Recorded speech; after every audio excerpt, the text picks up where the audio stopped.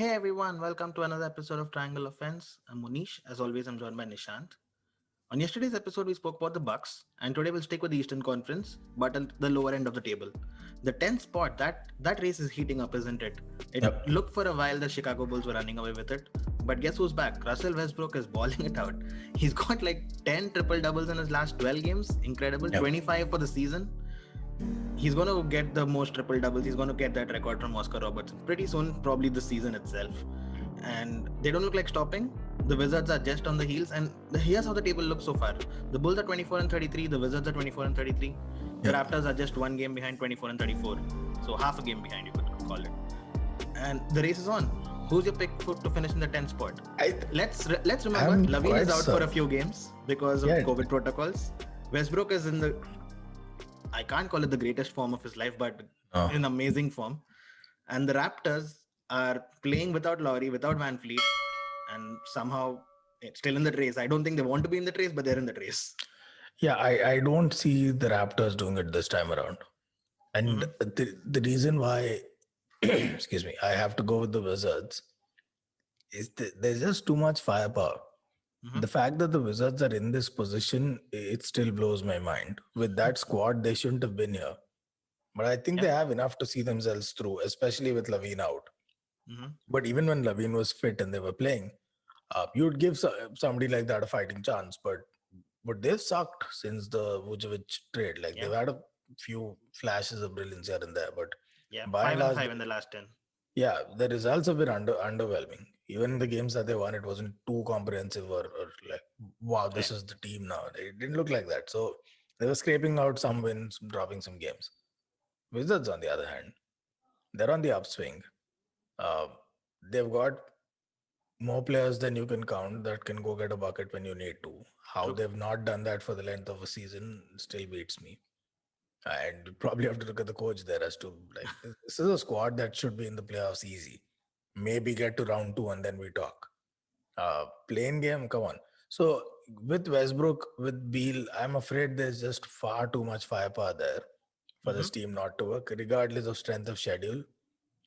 With a depleted Bulls versus these guys, I take them any day, and I just don't think Toronto would be able to make the cut this time around. Is Toronto not making the cut because they don't want to make the cut and would be satisfied with a higher draft pick? Maybe, but so that's what blows my mind, right? If that is your strategy, you should have tanked anyway. But I don't think that's what it is. I think they're genuinely struggling this season. Age, transition, injuries, chemistry. Maybe they're just not motivated enough. Like they were super motivated last season. Could be any one of these things, but they've been struggling a lot this season. I just know that from what we've seen from the Raptors, from Nick Nurse, from Masai Ujiri, they're not the kind of team that just tanks for the sake of tanking. They're a bit like the Miami Heat. I've never seen the Heat tank. Never. Ever. Like if they got a high draft pick, it's because they genuinely sucked despite their best efforts. Like I've never seen them actively tank. It just doesn't happen in Heat culture. And the Raptors are kind of like the light version of the Miami Heat. I said this last year too. Top down, GM and on downwards. They're like the Miami Heat light version, the Tampa Bay Heat. So I don't see them tanking. I don't think that's what's happening. I think they genuinely have issues that they need to sort out and a bunch of transition plans to put into motion. I think Lowry's out, on his way out. Fred Van Fleet is their future, clearly. So while they figure all this out, I don't think this is the year that they rally forward and it's not worth it. And when you know it's not worth it, I don't know if they'll get the full commitment of everyone involved. We kind of knew about the Wizards, right? I mean, they had a terrible start to the season, if you remember, and then they missed a bunch of games due to COVID, and then they had to play a bunch of games in quick succession, and probably all of that contributed to the poor form. But they're on the upside. But Chicago Bulls, they seem like the team that they invested now. They got in Vucevic. They sent out a bunch of guys, Wendell Carter Jr. and all the others. They invested in Vucevic, which showed that they wanted to keep Lavine happy. They wanted to show him that they were serious about building around him and do it now. But that has kind of been disappointing, hasn't it? Not to blame Vucevic for it, but it's not really working out. So bad investment there. But it's way too early to tell. I think give it time. Also, we've barely seen them have a stretch of games, let alone even half a season, and then injuries kind of set them apart. No, I think they're all right. I think I actually like the move. I didn't see it coming, Mhm. but I actually like the move, and I think give it a full season, and they might just flourish. So it's way too early to call curtains on that move. I don't think uh, it's a bad investment at all. But where do you think this is going? Is Lavin going to stay next season? Because he's on a free agency and I don't think he's going to sign. Hasn't he Yeah. kind of indicated that he doesn't want to stay at the Bulls long term?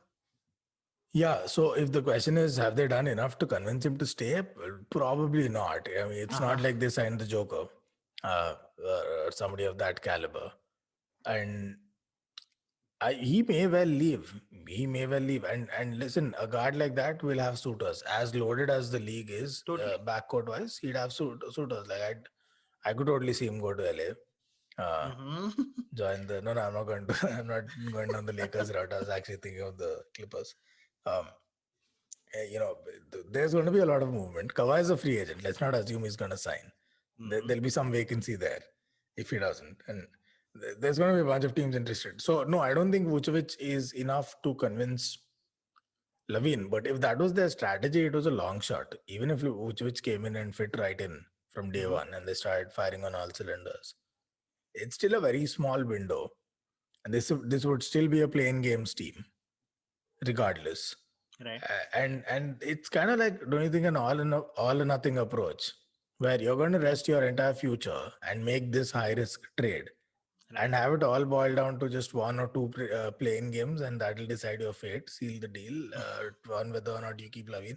I don't know if that makes sense. So I think I've got to assume that Bulls made this trade regardless of whether or not Lavin stays. I think the Vucevic trade was independent of Yeah. Lavin's retention. It would have had some role to play in them hoping it'll help them retain Lavin. But Mhm. I think they can definitely see a world where Lavin moves on and they have Vucevic to build around. And what about the Wizards? Do you think they're a team that could be the team that nobody wants to face in the plains, given Westbrook is playing like he is and Bradley Beal averaging over 30 points, and now he's back from injury as well. Now, currently, Indiana Pacers are ninth, and Yeah. Pacers are definite favorites when the game starts off. But you think Yeah. they'd be a little worried if the Wizards came through? I mean, the Pacers would take Bulls any day, wouldn't they? Oh, for sure. Yeah. So most teams would take the Bulls over the Wizards, especially in a playoff scenario. You don't want such high caliber players Right. to go off against.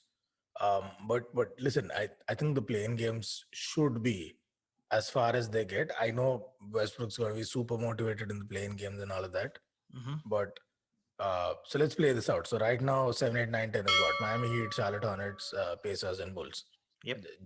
Just how I said it would be, by the way. So far, my prediction's looking good. So Heat, Charlotte, love Charlotte, but that should be a foregone conclusion. That should be Hmm. Miami Heat all the way. Hmm. Now, Pacers, Wizards Hmm. should be the Pacers' series to lose.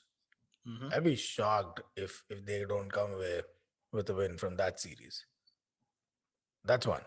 Assume the Wizards get a miracle win. I don't see them beating the Heat at all. Well, they wouldn't play the Heat. They would play the loser of the But Heat and sorry, the no, Hornets, no, right? sorry, my bad. Yeah, sorry. No, so I don't see them beating Charlotte at all either.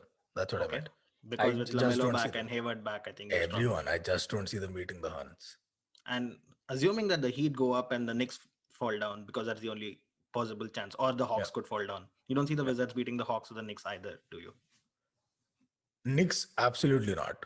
Hmm. I love how the Knicks defend. Hmm. And they've got actually a pretty fluid offense now. I was looking at the stats. RJ Barrett over the recent stretch of I think 8 or 10 games, he's shooting 50% plus from three. Yep. Yep. I don't have a Got meme anymore. got a couple man. of game winners as well. Yeah, so I love their defense. Offense is fluid, it's flowing, everyone's getting involved. Randall has been a revelation this season, and they're definitely not beating the Knicks. Hawks, that's a game I'd pay to see. That's a shootout. You said you That's a love the shootout, Knicks. and sadly Westbrook doesn't shoot threes. Huh? But You said you love the Knicks defense. I love the Wizards defense. They're the worst defense in the league. But it's super fun to watch. I mean, who cares who's defending? I mean, they're scoring 114 and conceding 118. I would pay to watch any game the Wizards play. yeah, I it's a think they're the Shaqting most fun montage. playing team. Yeah, for sure.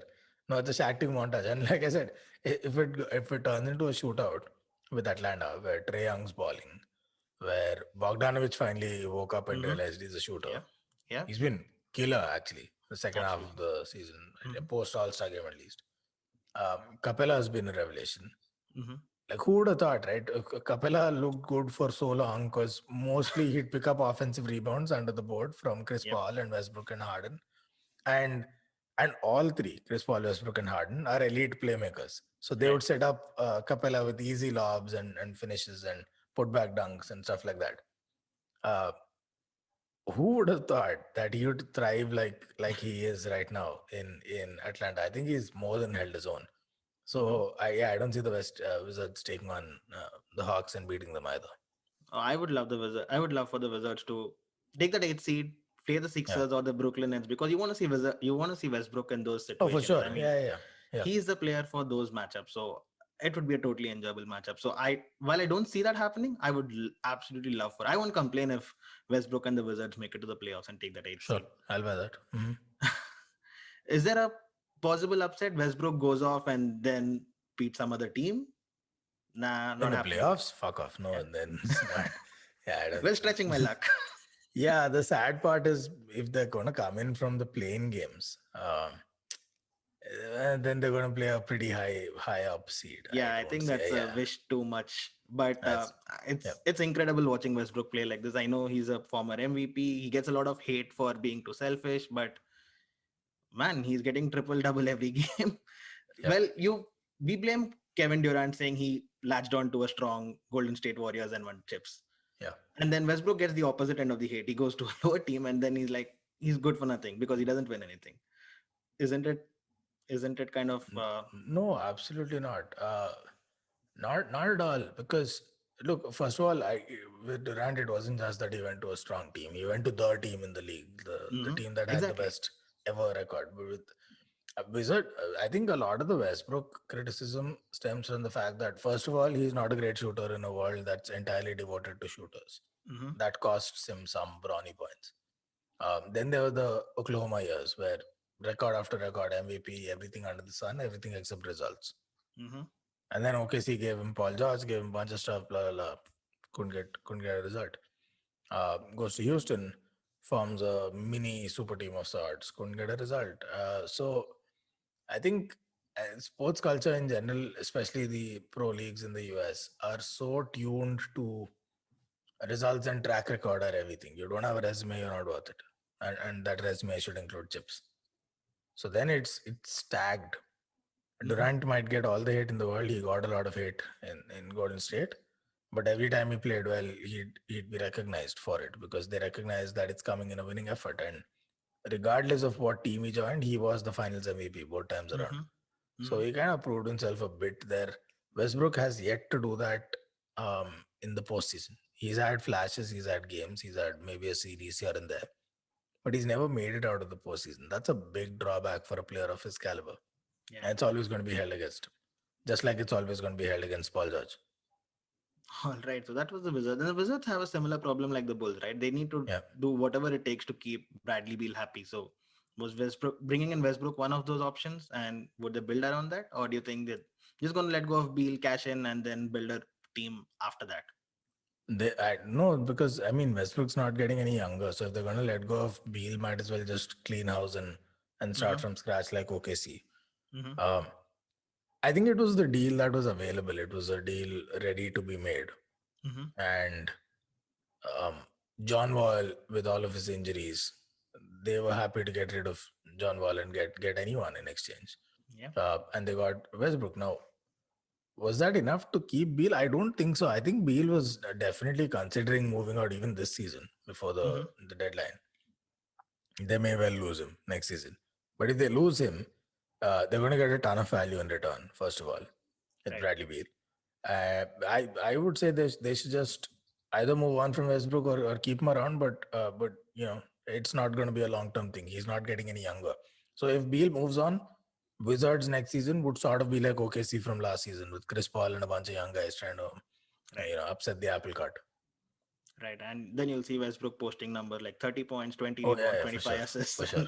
Never seen before records. But before I lose it here, I think that's all we have for Yeah, today. I hope the Wizards make it to the playoffs because I want to watch 130, 125 games rather than 190. I mean, yeah. if you put the Knicks or the Miami Heat, they're going to not even score triple digits. So I would prefer the Wizards in there just for the sake of entertainment. But like I said, that's all for today, and I'll catch you tomorrow or on Monday. Yeah. Cheers. Bye.